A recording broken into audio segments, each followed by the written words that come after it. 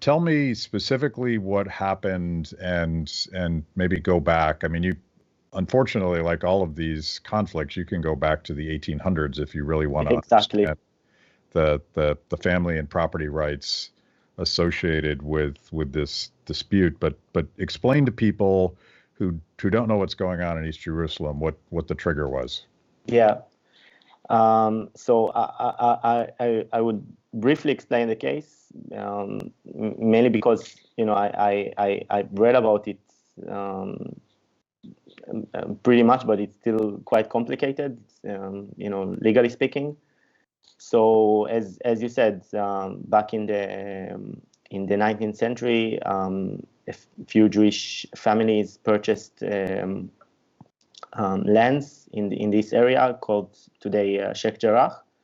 There is a grave of very important Jewish rabbi in this area. So they wanted to purchase land there. Back then, obviously, there wasn't really a state. It was like the whole of what is now Israel was controlled by the Ottoman Empire.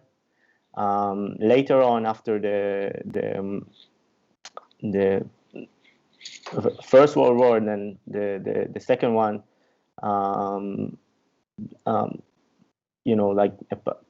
Palestinians tried to take over these lands, and eventually they evacuated Jews from those lands, and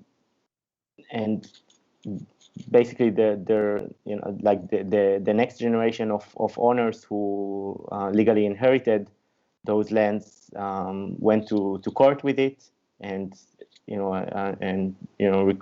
applying for getting their lands back. And then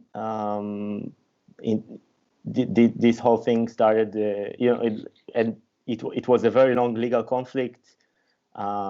They had proofs of all.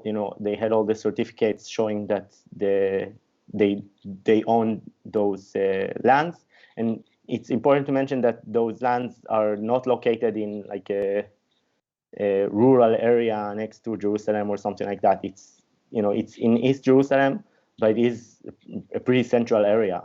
For example, Friedrich Neumann Foundation's offices are located exactly in this area.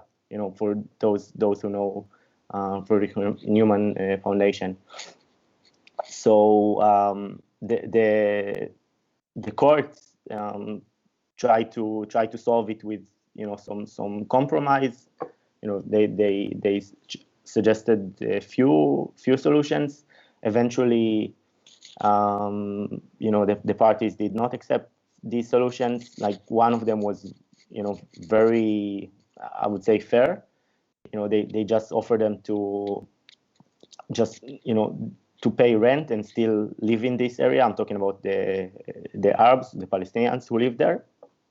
Unfortunately, because no party accepted those proposals, so the court had to rule in favor of the Jews to return those lands. So when the media show it as a case of eviction, so I'm not sure if it's the right way to frame it.